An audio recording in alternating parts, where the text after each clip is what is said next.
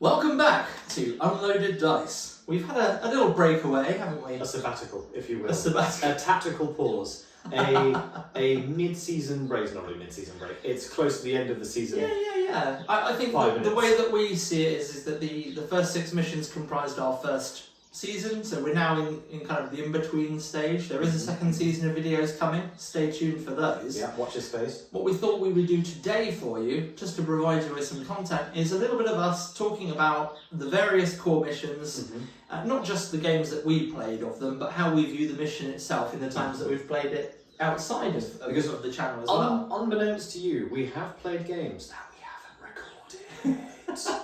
A fair few. Yeah, a couple of cheeky events here and there, a couple of That's it. So yeah, I'm sorry, we haven't remained loyal to you fans, and I'm sorry we haven't recorded everything that we've done. Sometimes we just go off and rattle dice and hope for the best. That's it. So stay tuned. At the end of the video, we'll be talking about our plans for the future and what you can expect from us. But in the meantime, let's have a quick chat about Mission 1. Yes, Mission 1. Mission 1. So, Mission 1. Blood Feud. Yes. Let's have a quick chat about it. So, it's a fairly standard mission. It's 6 turns. We all know how it works, don't we? You pick a blood-fused target and you try to kill those units. Yep. +1 victory point for every infantry unit destroyed if you pick infantry. +1 for every demon unit if you pick that. +2 for dreads or automata. +2 for cavalry or flyers. +2 for non-flying vehicles. Or +6 for a Primarch. So this is one of those. So effectively, this is kill points with a tad bit of focus. And looking back on it now, and reading through what's worth so many points, it does really give you this kind of cheeky little hint of how narrative Horus Heresy is supposed to be. It's not a strictly we're going to give you kill points per unit. So if the unit is above this many models or something like that, we're going to give you an extra victory point. Because we've seen that sort of thing before. If it's models 5 or less, 1 victory point. If it's 10 or less, or 10 to 5 or whatever, it's 2 victory points. We've seen things like that. But they've actually gone out of their way and specifically designated infantry, demon, dreadnoughts. And these are kind of the fluffy, well, not the dreadnought bit.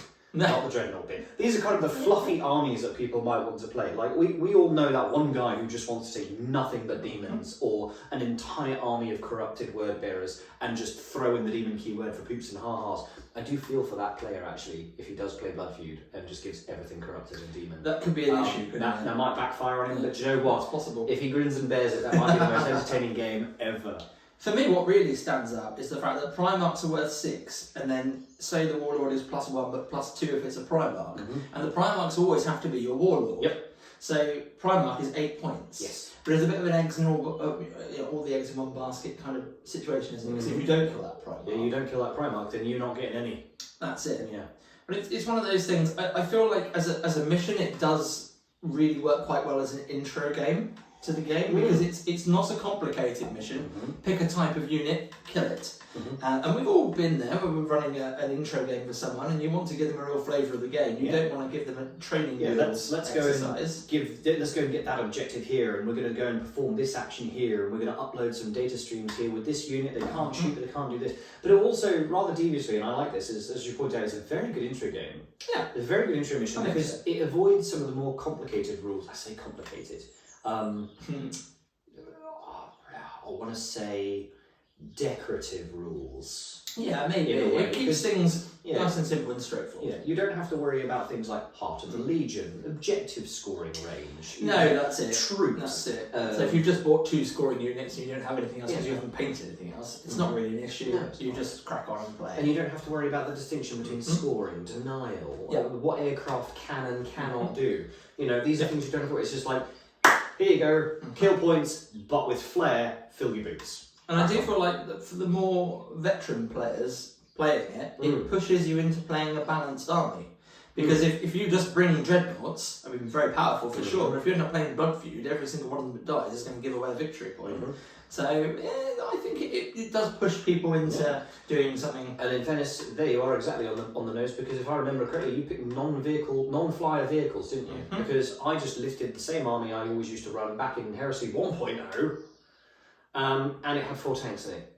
4 tanks. They're worth 2 victory points. There you go. That was my kill all of those. That's as much. That is as many points as a Primarch, right? And when we played it, I didn't want to try to put all my money on killing Horus because in 1.0 it was something that I very rarely achieved. Horus was a beast. I don't think in 1.0 I don't think many people managed to kill him. I mean, it was not when we played. No. I mean, there was actually a period of time where you just actively avoided Horus.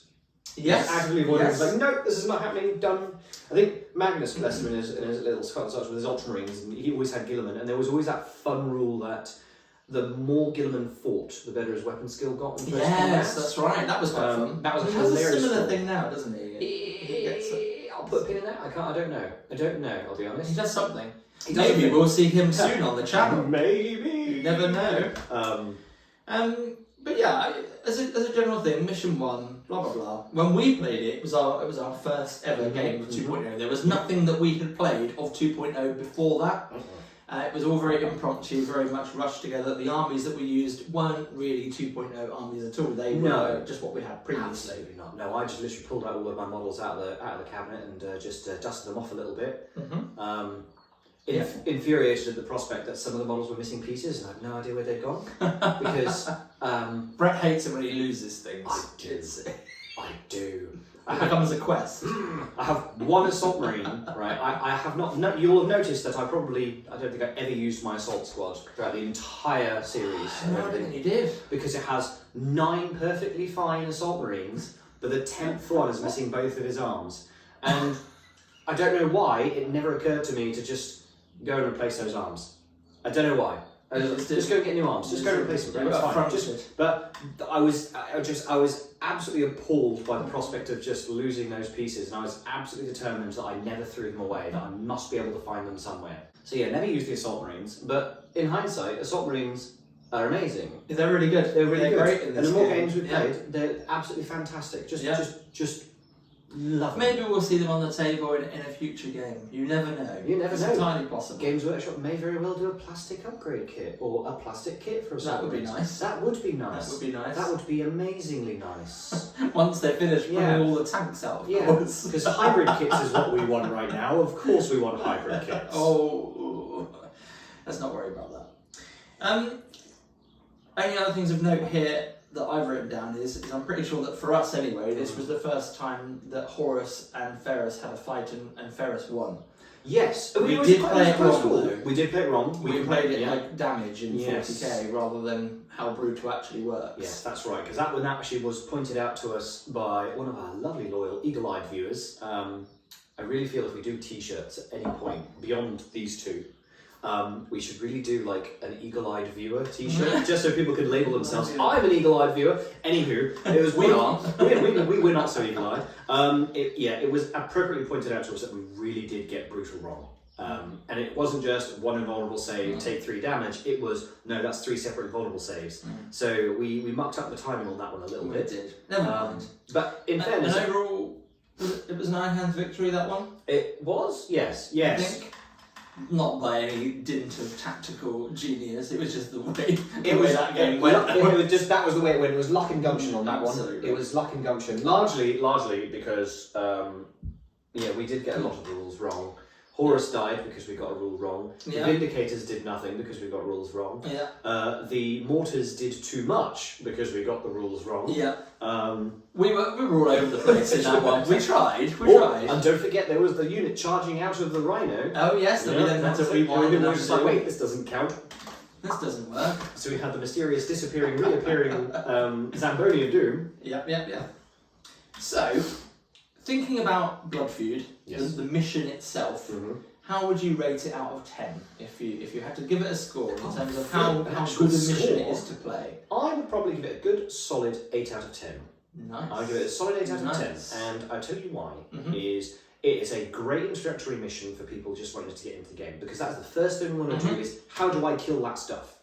It does encourage you, if you know what you're doing going in, it does encourage you to have a varied and balanced list, which I absolutely adore anything that encourages balanced play. Yes. I mean, we've seen min-maxing, we have seen the worst of it, we have seen the best of it. But when you go in knowing that Blood Feud is, oh, he might pick that unit, I don't want too many of those, so I'm gonna sprinkle this out there. So if you say to your opponent next week, it's like, oh lad, when we meet up next week, we'll play Blood Feud, you pick up a new army, I'll pick up a new army, let's just go nuts, you know? You don't know what your opponent necessarily is going to play, but if you know it's Blood Feud, you know, right, balanced. I'm going to have 2 units of that, 2 units of this, 2 units of that, and I'm going to make them choose. I'm going to make them sweat before the game starts. Yeah. So that, 8 out of 10 for that one. Good solid 8 out of 10. I think I'm going to go with a 7, so very close, very close. I think I don't have much criticism of the mission itself, aside from the fact that it is fairly simple, but that does play into its abilities as an intro game. Yes. Okay, great. Well, that's Blood Feud. Let's take a look at Mission 2. Mission 2, where we start to figure things out. Start. Here we go. Mission 2, Onslaught. Yes, the first of many objectives to actually have... the first of many missions to actually have objectives in it. Yes, just the one each, isn't it? You pick where to put it in your opponent's deployment zone, and then you just try to bum rush them and get just to it. Dipping your toe in the whole board control prospect there. That's it. There's also the addition that anything you kill in turn 1 is a victory point, so that's quite good. That's quite good. I suppose in some ways that really plays into the hands of any armies that are based around an alpha strike, because they're killing lots in turn 1. Yeah. That's their thing. Was it a victory point for each unit? I think so. Yeah. Okay. I'm pretty sure it's the Onslaught. Okay, so you could feasibly get yourself a good leg up if you actually did manage to get that alpha strike in there. Then you kill 2 or 3 units, and that's quite serious. And then attrition is one of the secondaries, so you get another victory point for the person who killed the most. That's right. Yeah. And then slay the warlord as per.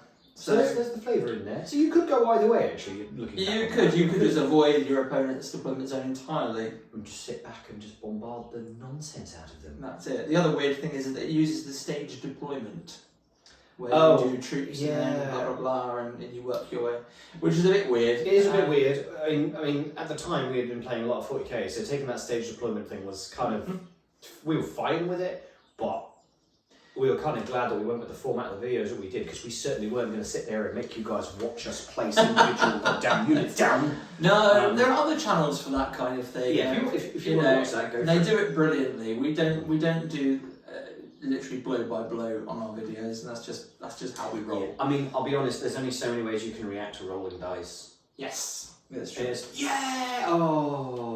And that's the spectrum. There you go.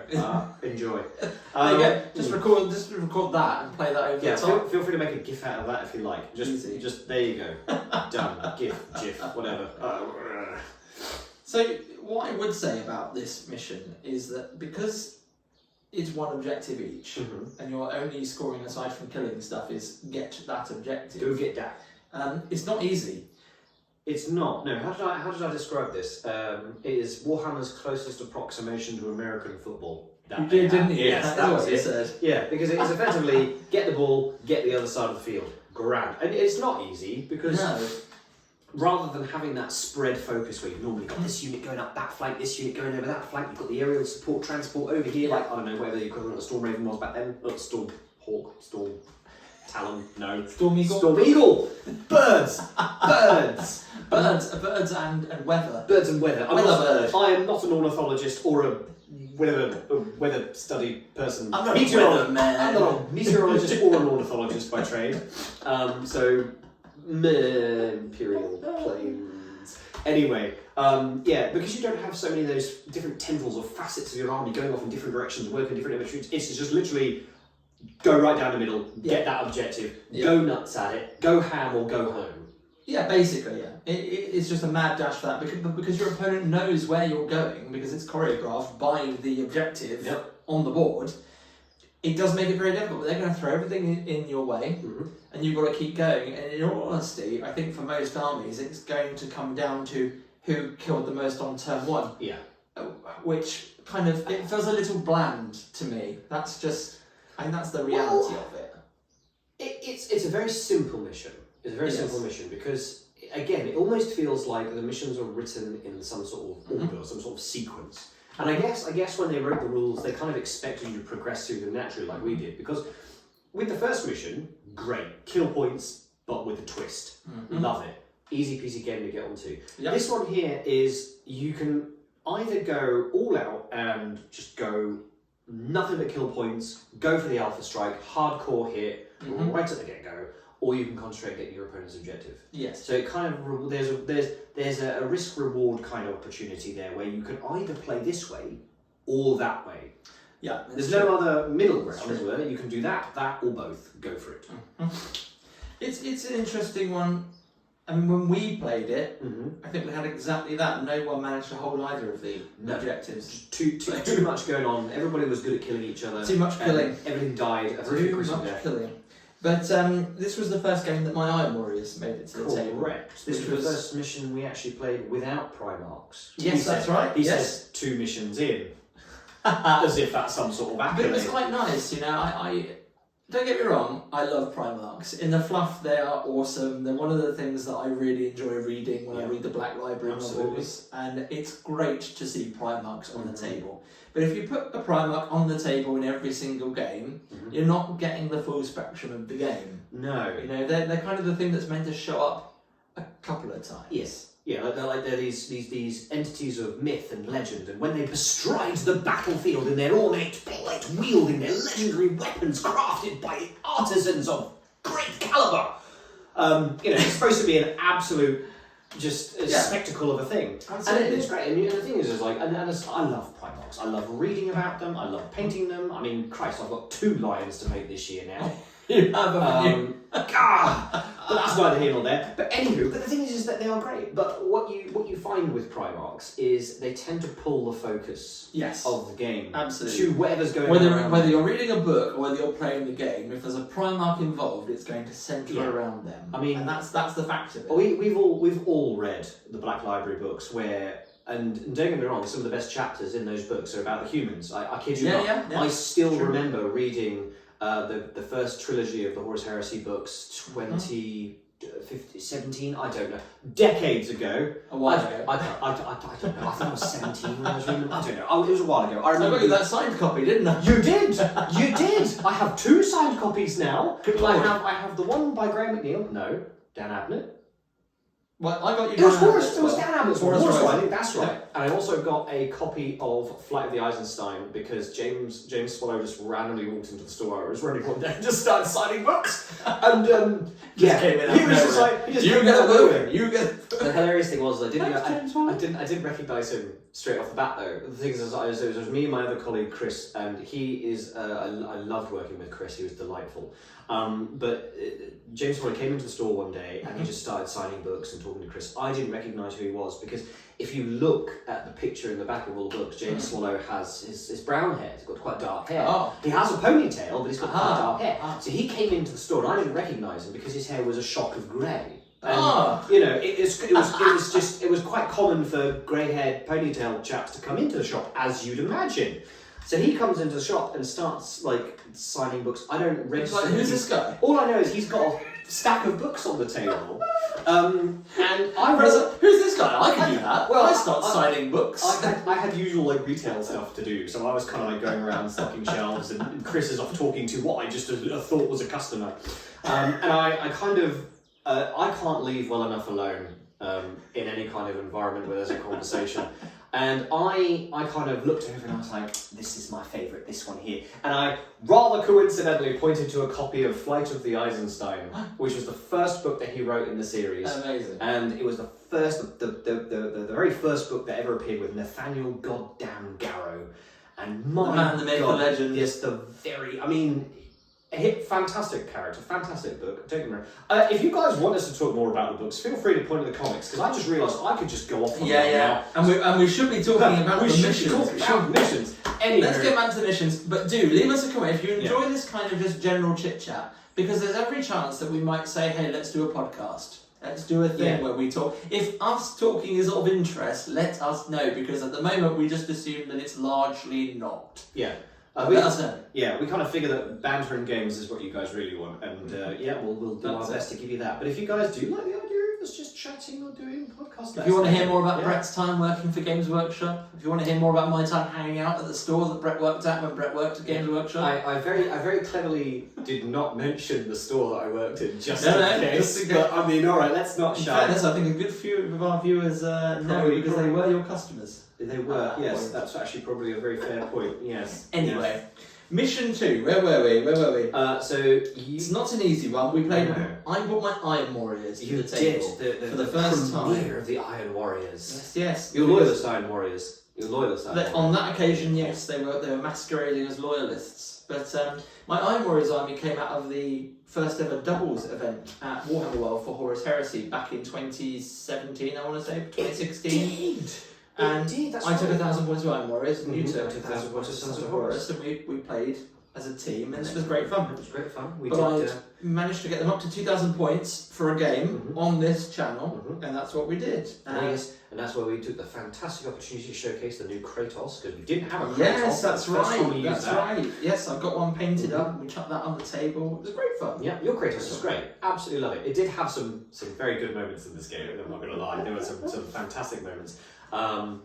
But yeah, weirdly, I've never been able to get Kratos to last as long or achieve as much or do anything. So we'll put a pin in that. We'll come back to that. We'll worry about that. Yeah, we'll worry about that another day. It was an Iron Warriors victory in the end. Yes, it was 9-1, something like that. Yeah, that's quite severe. There was a severe. That was an absolute dick kicking. But presumably that was just number of units killed.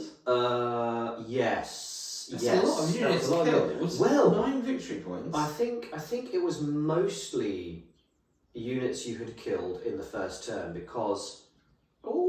Was it 9 points? No, it wasn't, because some of the victory points were D3 victory points. So, like, Slay the Warlord in this mission was D3 for slaying the Warlord, and oh, well, look, we conveniently happen to have. I don't know. How was it 9 points? I mean, it's largely neither here nor there how it was 9 points. I'm sure we can look back and have a look. Maybe we got something wrong. Maybe. I vaguely recall having to roll dice. Here we go. Right, let's have a gander. I'm pretty sure it's only 1.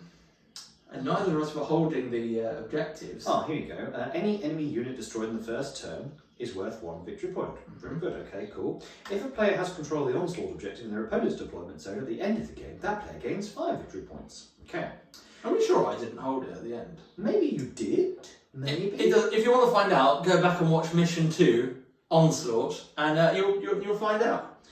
But as missions go, Onslaught is not my favourite. I feel like it boils down to more killing stuff with the vague chance of holding an objective in your enemy's deployment zone. So I personally score this one at 5 out of 10. It's not bad. Brutal. I know. But someone had to be lower on the score, wasn't it? And it's not my favourite. I mean, it's not my favourite of all of the missions, and that's largely because of the stage deployment right at the start. Yeah, that's weird. When recording the video, and you guys didn't see this, we staged up the deployment, got it all deployed, and then we buggered off for dinner. Because we were like, right, okay, I'm kind of sick of staring at the back end of these Vindicators now. Because they just sat there and done nothing for nearly 40 minutes. So we kind of just gave up and went down and ate some food and had a drink. And I think you'll probably notice there was a point where we started popping back up with bottles of Cornish Rattler, I think. Probably. As is our way. Eagle-eyed viewers will have spotted our drinking habits. Brett, what's your score for Mission 2 out of 10? I'm going to go for 5 out of 10 because similarly brutal. It's a similarly brutal score, but I'm going to put it right in the middle of the road there. It's an okay mission to play. Okay. But where for me it falls short again is the stage deployment. But it starts to encourage, and again, if you know the mission you're coming to play before you start playing, it starts to encourage that min-maxing mentality. I don't want to use an Alpha Strike army. I don't want to play against an Alpha Strike army. This is it. I like to have those bitter tussles of to and fro, and will it, won't it, will they, won't they? Games that you just don't know who's going to win until the final turn are the best. Yes, this one isn't congruent. No, if you can play a game and the vast majority of it is a squeaky bum time, then grand. Those are the best times. The best times. Right. That's Mission 2. Mission 2, yeah. Let us proceed to Mission 3. Mission 3. Mission 3. Shatter Strike. So this is the one where Now, unlike the other two missions, because mission 1 and 2 are both 6 turns long, as standard. Yep. Mission 3 is where things start to get complicated. It's 5 turns, but you get a 6th turn on a 4 or more. Yes, the random game length. So this is where we start to get the more tricky aspects of playing 30k start to come in. Yeah. Very nostalgic, very reminiscent. Absolutely. And I like that mechanic in some ways, because it means that you can't plan for when the game will be over. But it's never very fun when you're already struggling to hang on by turn 5 and then you suddenly got a turn 6 and you just get fomped. Well, you say that, but sometimes though you are in that situation where you are getting dragged through the mud. Yeah. You've basically become the underdog in this story. You've been dragged down, knocked down, shot down, killed, slaughtered, and maybe that cheeky extra turn with that tactical squad who just happens to be in the right place. You know, that's where it comes through, and it's one of those victories from jaws of defeat. So, yeah, those moments are the best. Two sides of that coin, really. I suppose so. Like, nobody needs an extra turn of having slammed in an oven door. Nobody needs an extra turn of that. But, you know, if you get a chance to pull your out of the oven door, hurrah! You get a chance to hurrah! You know, it's great because sometimes you can redeem yourself. I mean, Christ, we've all had a game where we would have won if it didn't get an extra turn. You know, we've all had games like that. I mean, I can think of a handful we've done for Battle Brothers. For sure, yeah, it does happen. And this particular mission, this is the one where you've just got to get all of your units into the opponent's deployment zone. Ah, yes, this mission. So it's actually quite similar to Onslaught in that way, because we've just talked about mission 2 where you've got to get to score an objective that you've put in your opponent's deployment zone. Now we're playing Shatter Strike where you've just got to get everything into your opponent's deployment zone. Yes, this was awfully convenient because we had Hammer and Anvil. Yes, we did. Which was brilliant because it was just like, there's the tiles. The tiles is where you got to go. This was always handy. This was also the mission where we decided to showcase the knights for the first time. That's right. Yes, that's right. There was a lot going on here. Especially being as this particular mission has price of failure for Lord of War units. Oh yes. Which I don't think we actually thought about. No. When we scored it up, but there was no need to, because the result of this mission was fairly obvious. Yes. For those who are struggling to remember, this is the mission we played where I decided that the best thing I could do, using the Iron Hands Rite of War Head of the Gorgon, which allows you to place essentially vehicles in outflank reserve, to plonk a bunch of my vehicles in reserve to come in at Brett's Broad Edge into your deployment zone. Yes. Which would have been brilliant. Yes. Had the knights survived a little longer. Because as it was, both those knights, one each on each side, they did not last. This is not, and you know what? It wasn't even a case of the knights killed each other. Oh no. No. It was. I mean, I accidentally killed yours with some Sky Hunters. Yeah.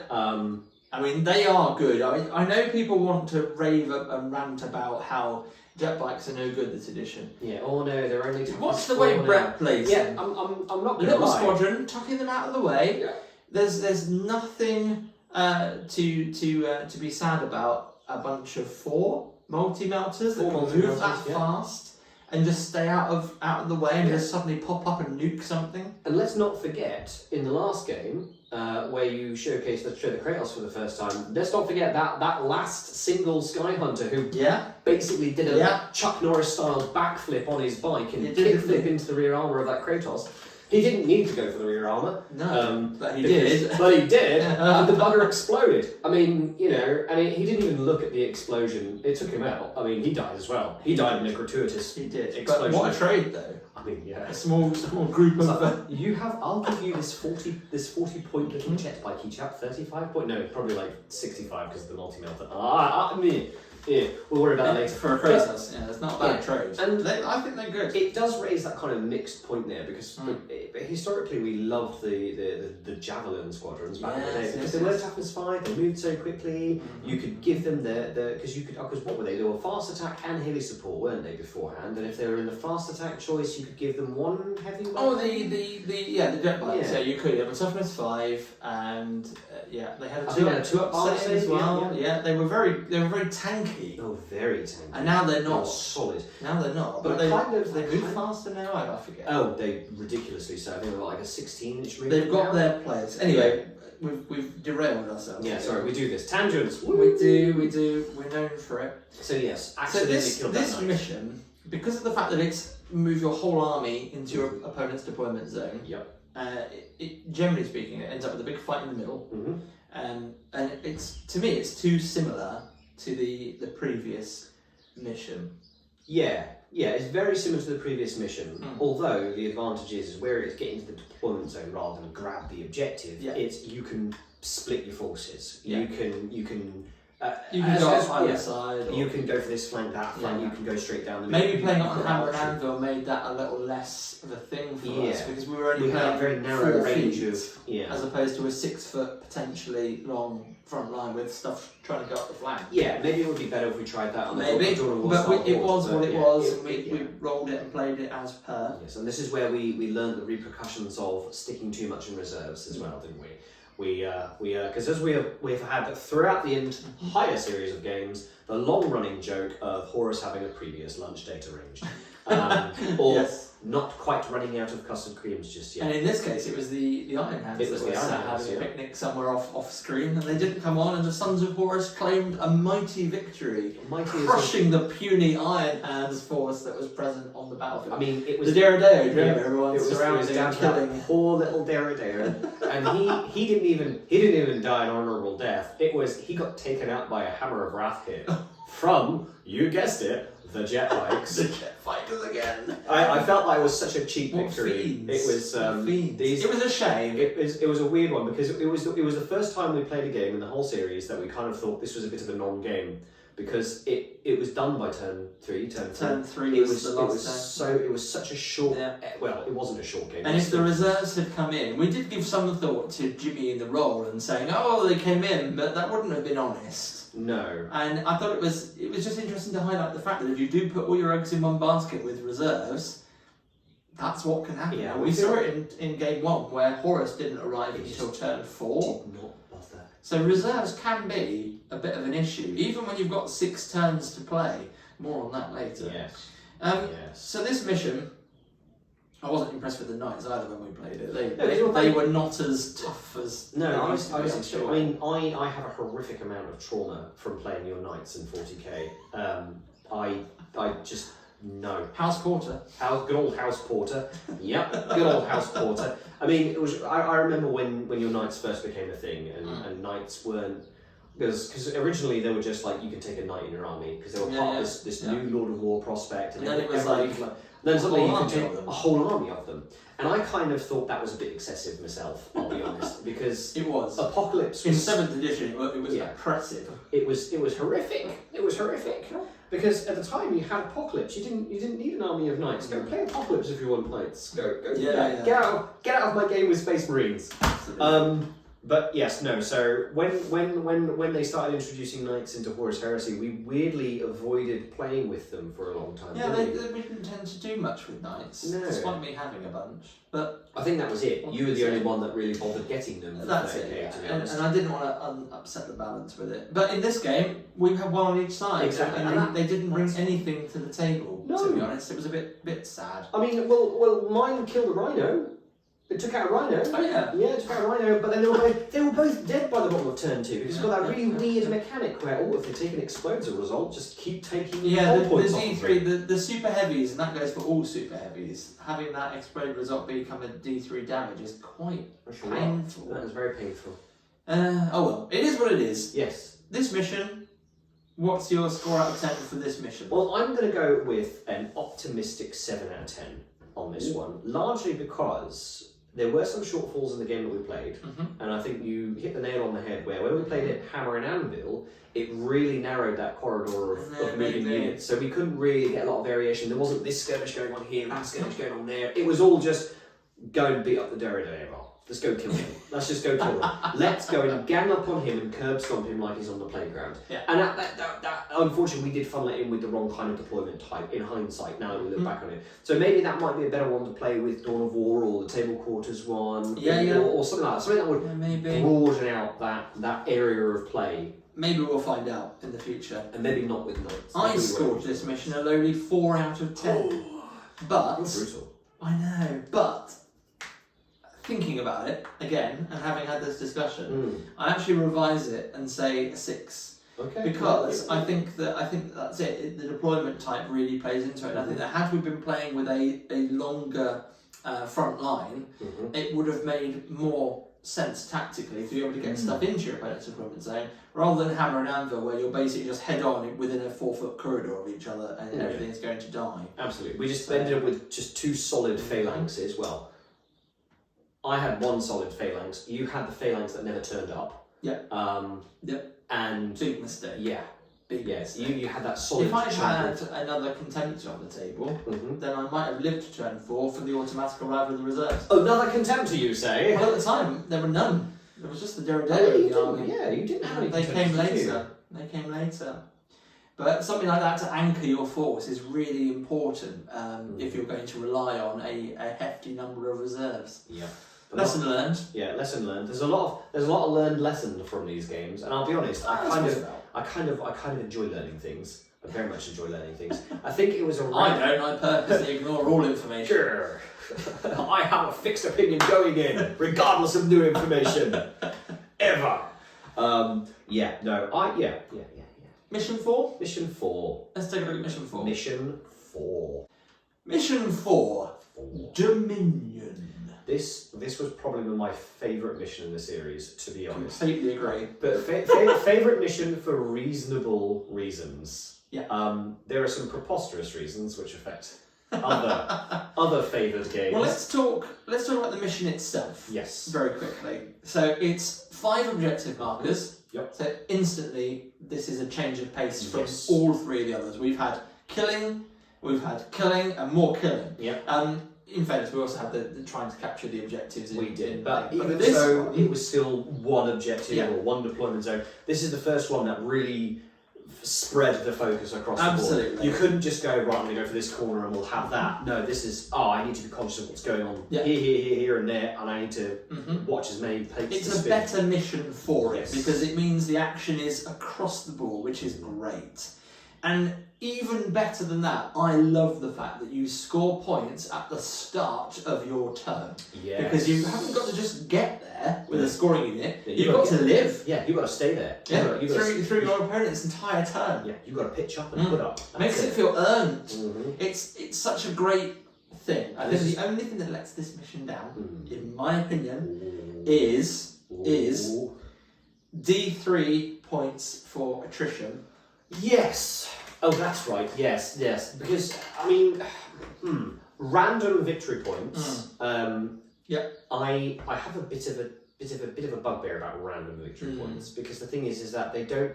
If you start randomizing how many victory points you get, it suddenly means that no matter what you roll, they don't reflect what you've achieved. No. Because if you've fought tooth and nail to try and achieve some victory points here, hold the objective, the main point of the game, and you've stood stalwart like Marnius Calgar against the Tyranid menace, like basically TPKing an entire horde of them. You know, you don't want to be turned around and say, oh well, I could have got 3 victory points, but I only got 1. That's going to be really bittersweet. Yeah. That is. It's kind of like, all right, I guess I got a victory point, but I could have got 3. It's a bit too sweet for me. It just swings wild. And the thing is, especially in tournaments and things like that, where your victory point score gets tallied up over the course of the... Like, you do not want to lose at all. I know it's obviously a game about dice. I appreciate that there's a huge element of luck in this game.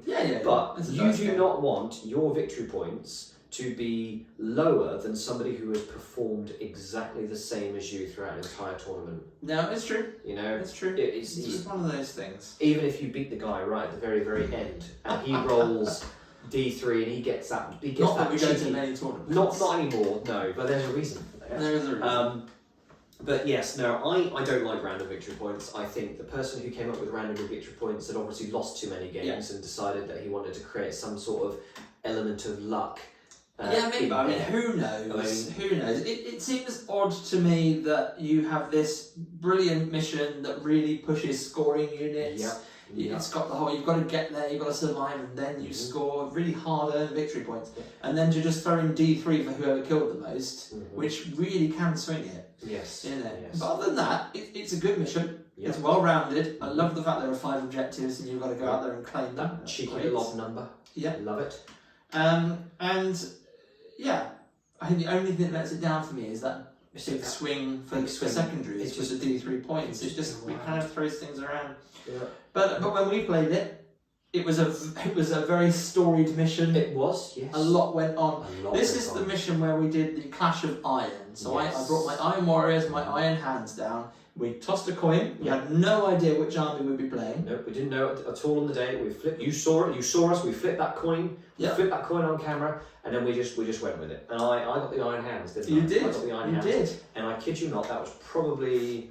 It was probably one of. It was weird playing a loyalist. I mean, not like a loyalist. It was weird playing a loyalist for you, but I kind of feel like the other thing that was weird and different for you was playing a Legion army where their bonus was just intrinsic and passive. It was just a consistent Legion trait. Yes, one that was there regardless of what you did. Yeah, I played the Sons of Horus in Heresy 1.0, and I played with them when they were rubbish. Yes, right at the start. They were rubbish right at the start. Nobody played them, and I loved them. And I picked them because I had a massive soft spot for the Black Legion. Because when I first started playing 40k all those many decades ago, it was the Black Legion that got me hooked. I loved them. So of course, natural transition, Black Legion, Sons of Horus, let's do this. And partway through the lifespan of Horus Heresy #1, there was that weird Legion trait update. There wasn't there? Death Dealers. And suddenly, Sons of Horus had this real focus of rapid fire and assault weapons, close quarters combat. It's where I started doing that horrible Dreadclaw drop pod with the plasma squad inside. Yeah, holy moly. And my god, that was... hitting on 2s, re-rolling 1s at the time. That's it, because you could take the right of war because of Horus, and he gave you that tip of the spear rule. God, that was horrific. That unit would just turn up, 10 plasma guns, would just delete a unit.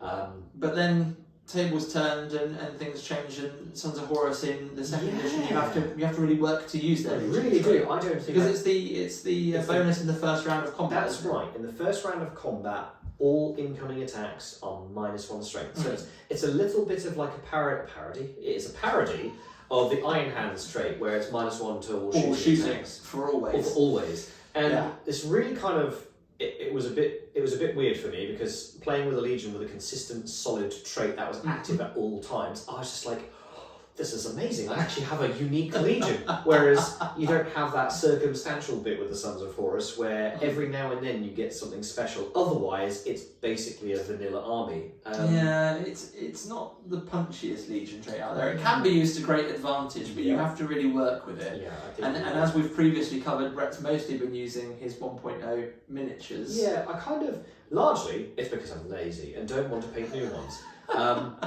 You're a busy man. I was a busy man. Also, for those eagle-eyed viewers, you will have noticed that I have been working on armies in the background of our videos. And I did realise this, I've actually just been leaving them all over the table. So, in a lot of our videos and intros, you can actually see me working on Dark Angels in the background. So, I've been trying to paint Dark Angels instead. And more on that later as well. Yes, we'll touch base on that later on. Yes.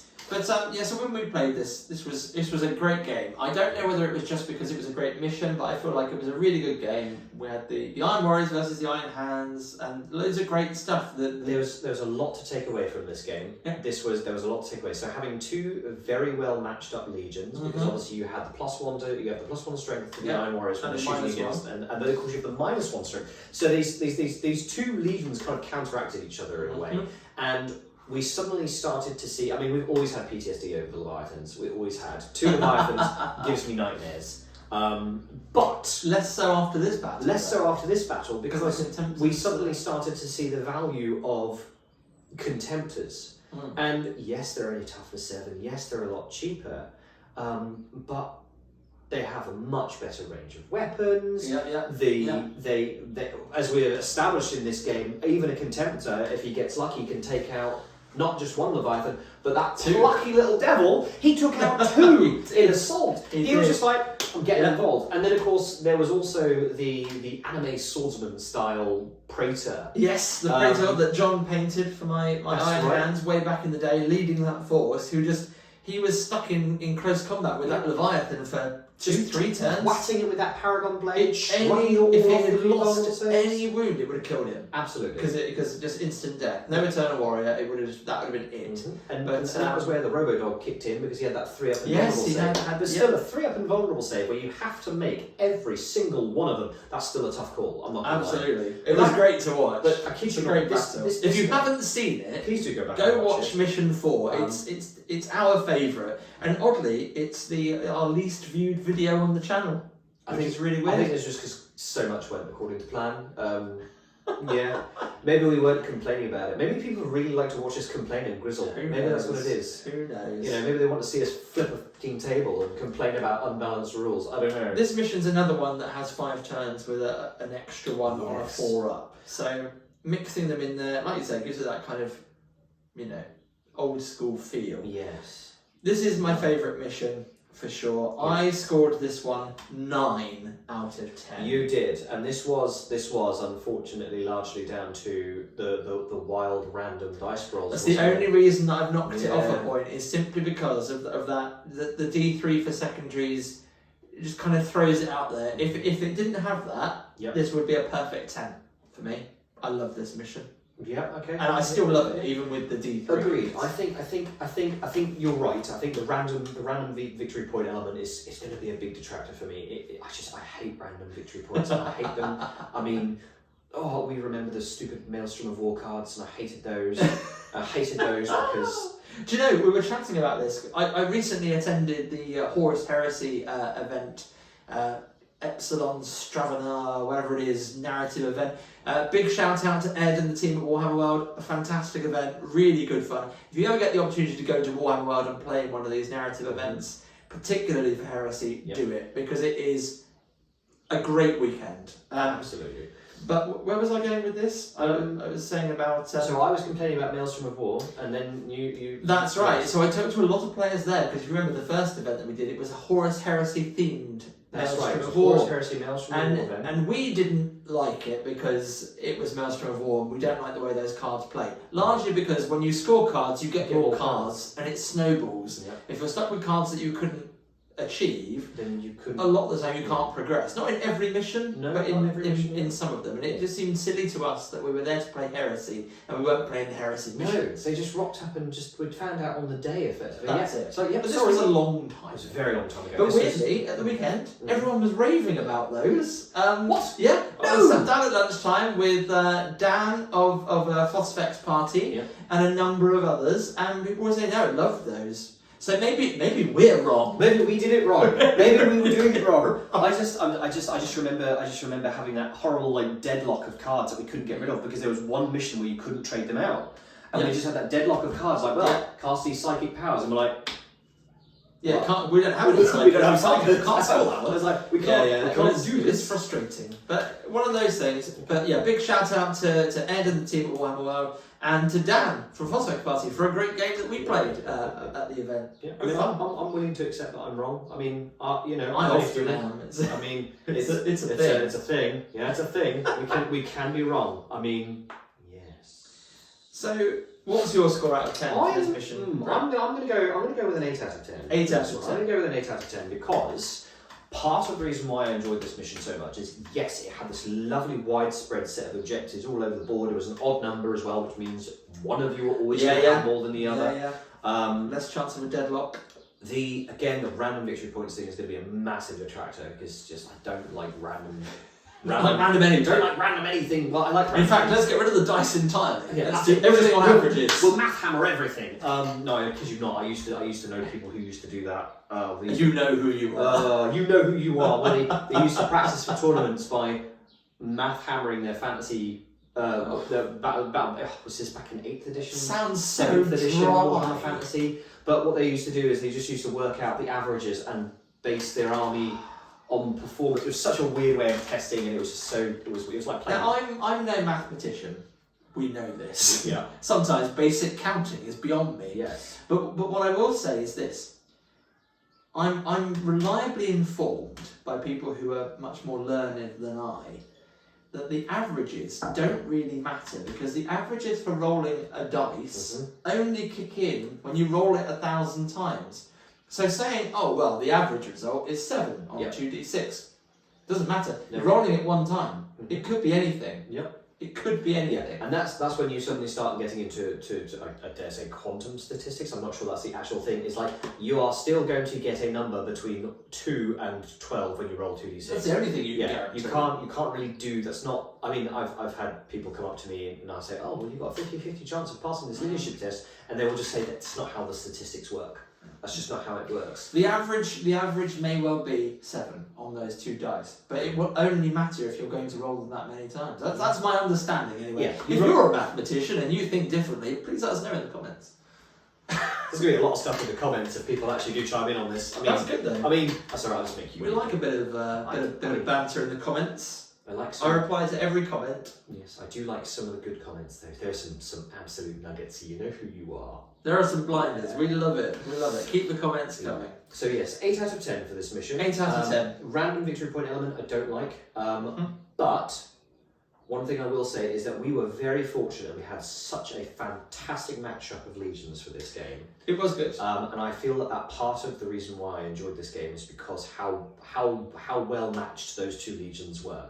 I don't think I would have enjoyed it anywhere near as much as if I was trying to play with Sons of Horus or World Eaters or Word Bearers. I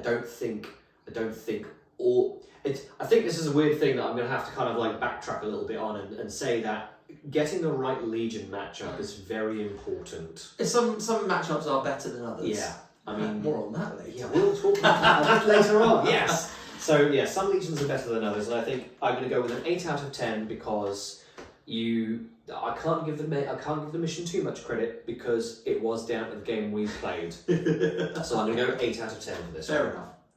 Right, let us move on. Let us cast our eyes forward to Mission 5. Mission 5. Mission 5. What's the title? Tide of Carnage. Tide of Carnage. But it has nothing to do with water. Whatsoever. Yes. You kind of feel like Tide of Carnage is actually like a sequel to Jaws. Like Jaws 4. Tide of Carnage, or something like that. Or maybe it's one of those weird piranha movies, which I know. Either Mega Piranha versus Ultra Squid, or something. Or some other piranha. Tide of Carnage. Tide of Carnage is... This is the shortest of the core missions, because it's limited to 5 turns. Yeah. No random game length, nothing. It's just 5. Yeah. It's a bit of a surprise one, though. Yeah. 5 turns. And this is the one where the sections of the battlefield become victory points. So your opponent's deployment zone is worth 7. Oh, that's right. No Man's Land is worth 5, and yours is worth 3. Yeah. Last man standing, so most units left. So the Warlord, as always. Price of failure for Lords of War. Was this the one that had where non-flyer vehicles were also scoring? Yes, it is. Heavy armour. It? Non-flyer vehicles are scoring units. So that's quite fun too, because it means that there's more scoring and stuff, which you need in this mission. It does beg the question, though, from a narrative standpoint. Why is it that non-flyer vehicles have the ability to score here? Is it because they're kind of... I don't know, for Iron Warriors it makes sense, because there's that bit in the books where they kind of park all their rhinos up and they all link together Autobot style, and they create like that... Iron Warriors fall out. What is it when you're in Frontier America where the wagons ring up? What is that? What is that called? Oh, good grief. No, but you know what I mean. You know, the wagons all ring up to defend themselves from the Indian assaulters. I've just got the Oregon Trail in my head now. That's not the same thing. It's not quite the same thing, but the old stagecoaches. No, it's true, and it's a cool thing. I don't know is the answer. What, narratively speaking, suddenly in this mission makes tanks scoring, but it's a nice little shift. Yeah. I think that's if you like tanks, then this mission is for you. Yeah, if you are a treadhead like me, then It's a good one. But essentially this mission becomes sort of 3 large objective markers. Like grand scale objective markers. But it's quite nice actually in a weird sort of way that they make that nice little thing about no man's land, your deployment zone, your opponent's deployment zone, because those are 3 structural elements that have been present in every single game. Yes, it's true. I just feel bad for people who roll up this mission on the ambush one, because that's hellish to work out whether you're holding it. No, don't. I played that mission. I played that mission with the ambush deployment, right? And who was the unfortunate soul you were playing with? Magnus. Magnus had that. Magnus. However, it was great for Magnus because his more on Magnus later. More on Magnus. It was great for him. Yeah. It was great for him because all he had to do was to get his troops into the little ring in the middle. It was right in the middle of the board. Great. His deployment zone was at this end of the board and that end of the board. So, although I spent the entire game with a Rhino beelining over because he put all of his stuff at this end, sure, and then just walked over because he's just like, so he ignored this end, he ignored this deployment zone. So I just poodled a Rhino over there. But then after we were reading the rules, and again, you guys may have a differing opinion of this one, to have controlled his deployment zone, they both needed to be empty. Oh, because they're both his deployment zone. They're both his deployment zone. So I just couldn't throw a Rhino in one end and hope for the best. I needed to make sure that there was nothing of his. Oh, but I can see why you'd have done that. Yeah, because he left it empty, and I was like, I'm going to throw this Rhino down here. And it literally he just spent 3 turns beelining and just moving from cover to cover, and he couldn't do anything with it because none of his guns were long enough range anyway to deal with it because he deployed everything down this end of the board. Oh my goodness. So that needs thinking about. In fairness, that ambush deployment type is weird, difficult to figure out. It's a bit of fun if you're playing a very, very narrative-heavy game, but I think most of us want a more equal footing than that in a game. Yeah, we like having narrative elements in our games, I think. I mean, that's why we play Heresy more often than not. I mean, don't get me wrong, I still play 40k, and I'm still a big fan of 40k as itself, but I'm not a particularly meta or competitive player. I like the story, I like the narrative. So. Absolutely. The most important thing is that both players are having fun. I always feel like if a game is too lopsided, I don't feel like anyone enjoys it particularly. No. When I was at Warhammer World, I had a couple of games like that where, because my list involved Ferrus Manus, and it was a fairly good list, as it turned out it was quite punchy. Yep. And I definitely played some games against lists where people were just bringing whatever they had, and that was fine, and I did my best to make it a fun game for them, but it was also very tricky because the units that I bought were that bit punchier. Yep.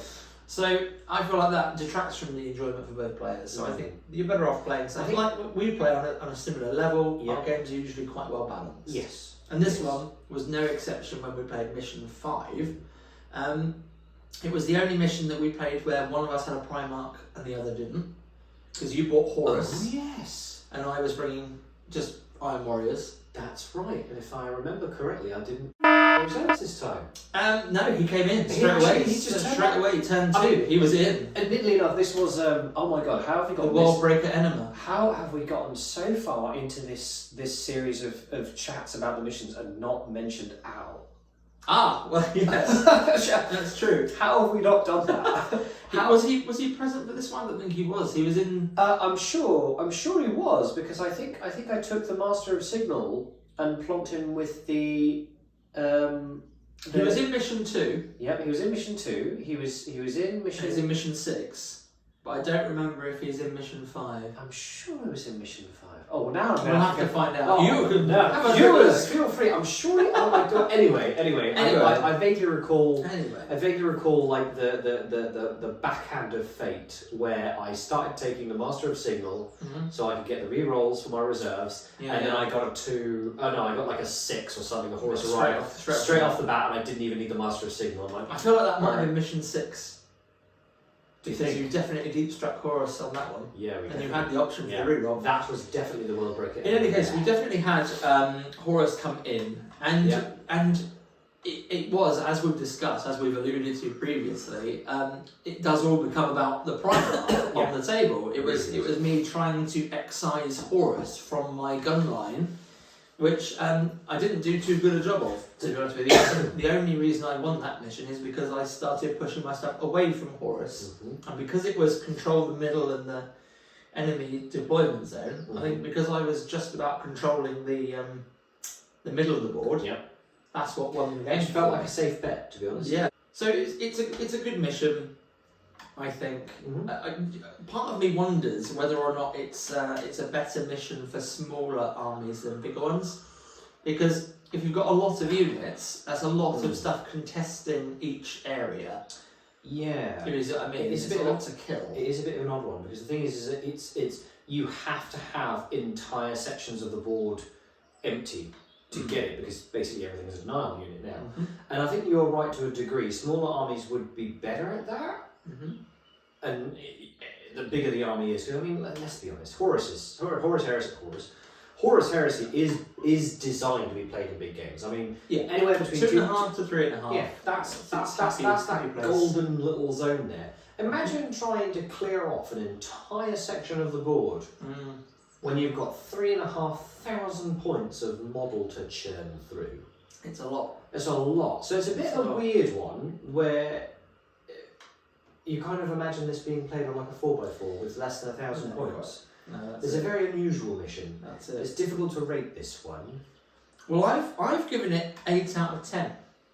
So it's one of my preferred ones. That is a surprisingly nice score for you. Yeah, I find this mission to be good at low point values, especially. I feel like it really lends itself to that, and that's quite good. I think that the 5-turn limit is also quite interesting, and in our game, definitely, because I feel like had our game gone on to 6 turns, it could have been a very different story.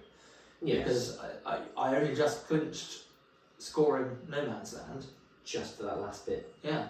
I mean, in fair, No Man's Land is a safe one to go for, in fairness. It's probably the first one to go for. Yeah. More often than not, your opponent is going to if you've got an opponent who plays aggressively, they're going to go for your deployment zone. Meanwhile, That's you just let them run past you. That's it. I mean, obviously you had deep striking reserves. Yeah. That's helpful. You're trying to take that area. Certainly. But still not easy. Anyway, a good mission, good fun.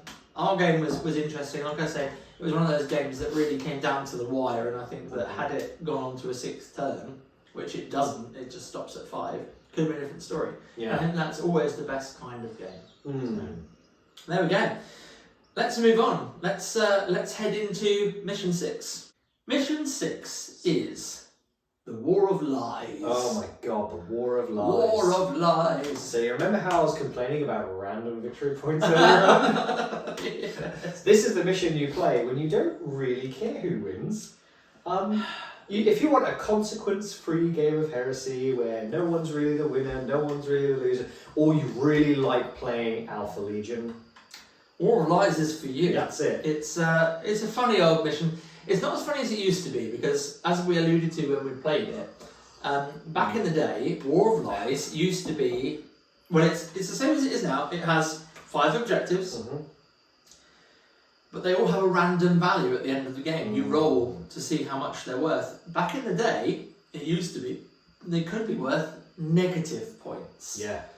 Which led to a lot of people playing the game and not sitting on the objectives unless you had to. If the game was close, then you'd sit on them and hope for the best. And if it wasn't close at all, there was no point in sitting on the objectives, so you just ignored them. But in the new version of this core mission, they're only worth points. They're either worth nothing or 1 or 2. Yeah, there's never going to be a bad thing to hold an objective. This is I have such mixed feelings about this mission. It's a tricky one because all of the good things that came out of this game were purely because of how we played and what we brought. Yeah. The mission itself offered very little. That's it. It was a bit of a weird one. I think that we would almost have been better playing, because when we played it, we played a big 4,000 point game, including Horus Ascended, and made a big thing of it. Yeah, that was a last minute decision. That was quite funny, because we obviously announced at the end of Mission 5, we're going to do a big 3,000 point game. Yeah. Big 3,000 point game. And then I think it must have been the night before, and I said, hey Ben, I've got a great idea. Hear me out. Can you bring 4,000 points? And he didn't quite peg straight away. You were like, what? That's a crikey, Brett, that's an enormous game. Yes, it is. Yes, it for is. us. It was the biggest game we've ever played in for Heresy. You know what? It was. We changed our mind and we're making a big punchy final mission kind of blowout. Because otherwise, I don't know what we would have done if we didn't decide that Horus Ascended was a good idea. Because then otherwise it would have just been us playing War of Lies seriously. Well, yeah, that's it. That's it. So, yeah. Going back to War of Lies, just quickly, it's a bit of a weird one because obviously you've got these 5 objectives of random value. Of course, yeah. And then it's 6 turns. Now, I feel like of all the missions to put random turn length on, this is the one. This would have been the best one. This is the one. It's already weird. Make it weirder. It's already random. Let's make it Absolutely. random. But then, so you've got this situation where it's random points for holding the objectives. But then also, you have this secondary objective of death toll, where you get a victory point for each unit you kill. Why? It feels like they were trying to go for too many different things. It just seems weird to me to say, oh, everything you kill you get a point, but also there are objectives, and they're worth a random amount. The two things don't seem to gel. They don't gel, do they? It's kind of like...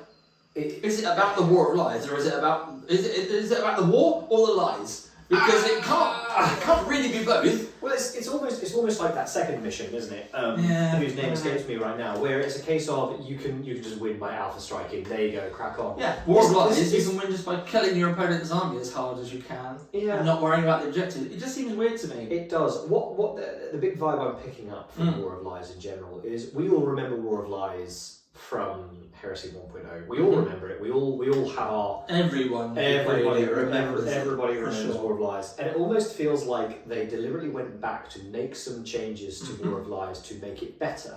And the whole kill points thing strikes me as, what if people don't want to get the objectives? We'll give them another way to play in each mission. Maybe. And I don't know. I feel like somebody basically tried to backslide a little bit and cover themselves with one. Possibly. But again, this is a weird mission. But it's a weird one. It's one of those. It's the beauty of it. It's one of those missions that you can't overinvest in. No. It's a bit of fun. Yeah. As they all are. I mean, all of this should be fun. But here's another interesting thing about it. There's no night fighting. Yeah, you would have thought. You would have thought again that night fighting would have been a thing. If it was the weird random answer, unless you're Night Lords running Terror Assault, there's no night fighting in this one because it doesn't have that special rule. I mean, I love night fighting. I adore night fighting. I think you might not love it by the end of Season 2. Which we'll allude to. Oh yeah. I was just like, why? What are you talking about? What do you mean, man? I'm not running a gunline army. What do you mean? What do you mean? What do you mean? Ominous foreshadowing. So, with the negative modifiers gone, I can't decide that's a good thing or a bad thing with War of Lies. The no night fighting is odd, as is the fixed turn length in a game that largely relies on random objective value. But then also you get kill points for killing stuff, and then it's Slay the Warlord, Price of Failure, etc, etc. So it's a bit of a weird one. As I said, when we played it, we did the big 4,000 point bash. We did. It was Ferris again and Horus again, except Horus Ascended this time. Yes. And what a ridiculous plethora of rules. That was insane. It was just, there's the 2 pages of initial rules he has as a Primarch, and then there's an extra bonus page of rules. I think that the only sadness of it is that neither of us had quite twigged how serious it was going to be for Horus to charge into that command squad. Oh my god, that command with squad. Chosen Warrior and Inexorable. Stupid rule. Because they didn't fail their leadership tests. No. And he just had to keep killing them one at a time. Which was very, very slow. And it was so tedious. Yeah. So tedious. Never mind. Maybe we'll see him again sometime. But Ferris Manus again doing what Primarchs do, just running across the board, absolutely destroying everything he touched, including Owl. Absolutely, yes. Poor Owl. Poor Owl. Owl got ended. He did. He got the wrong end of a rusty hammer. Although it wasn't really rusty, but he definitely got the wrong end of the hammer. Better than the rusty trombone. So, when we played it, I felt like it was a good game. We could have done with more line of sight blocking. Yes, we could have done it with a bit more terrain, I'll be honest. Because by the time we had 4,000 points on the table, it's a lot of shooting. It's a lot of shooting, and when you've got when you have that many units, you don't have enough places to hide stuff. Well, am I right in saying that I got first turn? And am I right in saying that Abaddon got killed on turn 1 because his Land Raider got destroyed? His entire Justarian squad got wiped out, and then he got hit with a strength 10. And he doesn't have a Eternal Warrior? He doesn't. He has this other one. He has Battle Hardened instead. That's it. So he counts as tough as 5, but he got hit with a strength 10 weapon. He got ganked. He absolutely got ganked. He got ganked. I mean, so rather conveniently for this game is I managed to accrue an extra wad of Sons of Horus didn't stuff. you? And I was very our pleased. good friend Dave, shout out to Dave. Dave. You purchased some. I'm actually wearing Adventure Time socks for Dave. Oh, for Dave. Because he loves Jake, so there you go. Adventure Time socks for you, Dave. For you. Anywho, you bought some bits off him. I did get some bits off of him, which Terminators. so I got a few squads of Storm Terminators, Eagle. a Storm Eagle. Storm Eagle or a Fire Raptor? Which one's the gunny one? Fire Raptor. There was a Fire Raptor. Fire Raptor. Yes, Fire Raptor. Nice. That was Land Raider. Land Raider definitely got that one. It was a cheeky Land Raider Proteus, an old one you can't get anymore. With Sons of Horus Door, so it's really, really good Land Raider to have. So got that. That's why, because I put Abaddon in there with the Justarian. I look forward to seeing if some of those units appear in a future game. Oh, most definitely in a future game.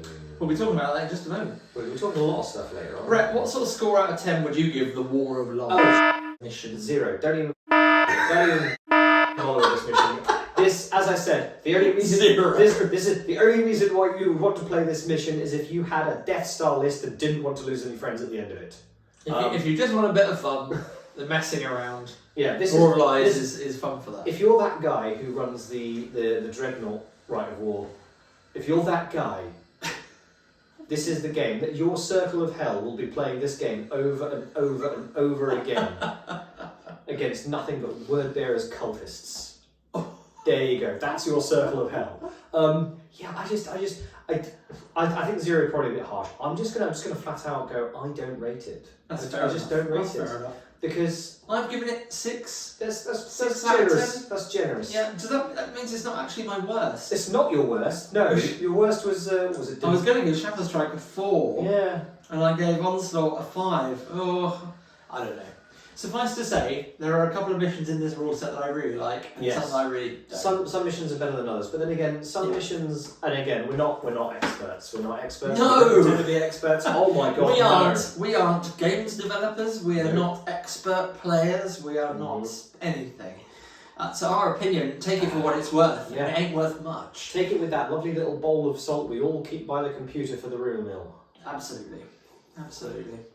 Well, that concludes talking about the core missions. Overall, Brett, I just want to say it was a pleasure playing these with you, and I'm so glad that we have them all recorded for posterity, because I look forward to watching them in my retirement home in many a year and looking back on the great fun that we were having. Who are these people? Who's this guy? Who is he? Why does he look like my nephew? What? Oh, dear me. So it's been great fun. I look forward to seeing what we do next. Speaking of, let's have a little chat about that. Oh, the future. The future. After much toing and froing and debating and life things occurring. Good old life things. Absolutely. Hence a bit of a break. Yes. We've come up with what we feel is the way forward for us, in particular for the channel. So we've taken on board what everybody said. We're going to stick with the format that we've got, which is the turn summaries. Yep. Not against doing the full length videos at all. It's more just the fact that there's loads of them out there and people do them so much better than we do. Yes. So we don't want to provide more of the same. But what we do want to do is provide you with more games, different legions. Yep. So to that end, we're going to be having some guest appearances on the channel for games at various points. We're blessed to have some wonderful friends who also play Horus Heresy. We are. And all have different legions to us. Indeed, yes. So we will be having those people on, appearing and playing some games with us, which would be great. And as far as the two of us are concerned, we are looking to start a small series of games loosely based on the Thramas Crusade. Yeah, gotta have to be real loose there because, yeah. Yeah. It's We read the books, we know how that pans out. Absolutely, and we don't have the black book with the campaign for Thramas in it. We could probably acquire it, but at the same time, it'd be just fun to go off piste. And the reason being, we have some missions to play. We do. From Warhammer World itself, from the Horus Heresy event. When you go to a Horus Heresy event at Warhammer World, they give you one of these wonderful little packs of cards with missions on. And rather interestingly, the recently announced campaign book for the Horus Heresy previews one of those missions, and it is in fact verbatim, seemingly, one of the missions from this pack, which leads me to believe, and others to believe, that those missions featured in that campaign book may well be these missions. Or at least these might very well be the test platform. That's it. So we will see. We'll see how that pans out. But those are the missions that we will be using to structure our games for the Thramas Crusade. They're all quite objective based. They're all quite similar in a lot of ways to Dominion, which is great because that was the favourite. That was probably one of our highest rated ones out of all of them. So, certainly high on the scale of moralised. So looking forward to seeing how that translates for us. But Brett, you'll be playing I will be playing Dark Angels. The First Legion. Very exciting. I will be taking on the role of the nefarious Night Lords, and we'll be doing battle over the Thramas Crusade to see how that plays out. We certainly shall. At the moment, those armies are still very much in the work in progress stage, but we're hoping to get them up and running soon. Yes. Eagle-eyed viewers will have spotted the occasional Dark Angels unit being worked on my desk over the course of these 6 episodes. So it's true. It's not a long project. It's a slow project. It's a slow burning project. I've finally got a reason to get around to doing it now. So we're going to do it. Absolutely. And now we're going to do Thramas. Because the Thramas Crusade was something we were going to do at the tail end of. Oh, at the tail end of when we were playing previously. That was our big grand plan. So we've got to do it this time. We're going to do it this time. Come on. It's going to be great fun. We're really looking forward to it. My Night Lords are on the painting table at the moment. Your Dark Angels are on your painting table, ready to... All of my Dark Angels are on the painting table. Absolutely. In addition to Thramas, so we've got the guest appearances. We'd love to have Magnus on the channel with his Ultramarines. That's right. He's got some fantastic Ultramarines that he's been working on for many years. I think if I remember correctly, Magnus started playing Ultramarines in 4th edition. Magnus and I started. We started in 4th edition many years ago. Some of us will remember that. And Ultramarines were one of his first armies. He did. Fond memories of the Battle from the Crag starter box set. There you go. There you go. So Magnus with his Ultramarines. I'd like to get Dave on at some point with one of his myriad legions. Oh yes. Let's make him bring the silly Thousand Suns ones. Silly Thousand Suns. Dave writes lots of fun silly lists, which then either do really well or don't. Either way, they're normally quite entertaining. Absolutely, and definitely the kind of thing that we want to encourage on this channel. So absolutely, so we've got some guests lined up. There are probably others who might like to appear as well. You know who you are. We won't name check you just in case. It's me. Right? You're already in there, aren't you? Oh, you're already there. I'm already there. Damn it, Brett. Yes, so that's that. Looking further forward to the future, what we've also discussed is the potential of when 10th edition 40k drops, is doing some small, is it combat patrol they're calling it? The really small scale? Pass. Yeah, whatever it's called. Maybe throw some of those in. Let us know. Do you want to see that? You want to see us playing that? Because we can arrange. Yeah, that. we can swing that. That's not a problem. It's not like we're going to be doing it anyway. And the other thing that keeps popping up into my head is the potential of doing a little podcast kind of thing. Yes. But we will see. We will see. For the time being, what you can expect is the guest battle reports in Thramas Crusade kicking off over the next couple of months, depending on how long it takes us to get those armies painted up, and or how long it takes us to organise a game with someone else on the channel. Gosh darn it, life. Yep. Life. We're both family men, so it's things are busy. But we'll find time for you guys. We promise. We promise. You are there. You are in. He promises. He promises. So you can get your torches and pitchforks at my front door if it doesn't And I'm matter. looking forward to playing through these. These are great fun. Played these at the event at Warhammer World, and really good missions. There's a good bit of variety in there, and they're a bit more objective based, as I say. Well, I like the fact that they're on cards. And they're all 4 turns long.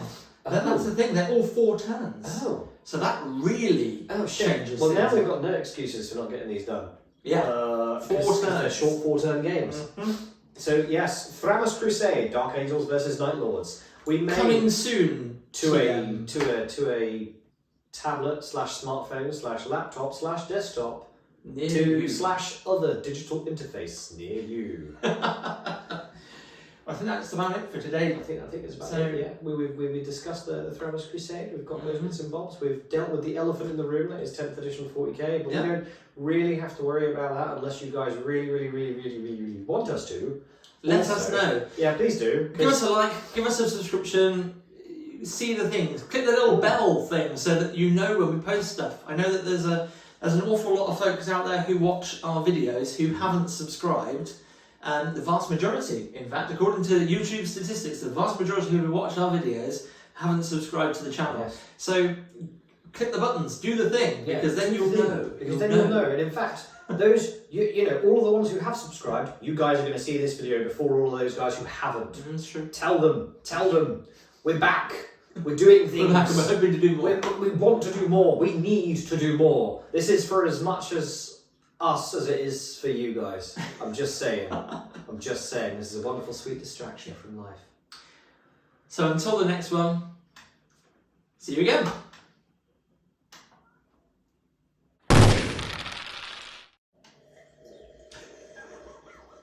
You and your tea. Lovely. My tea is a comedy prop at best.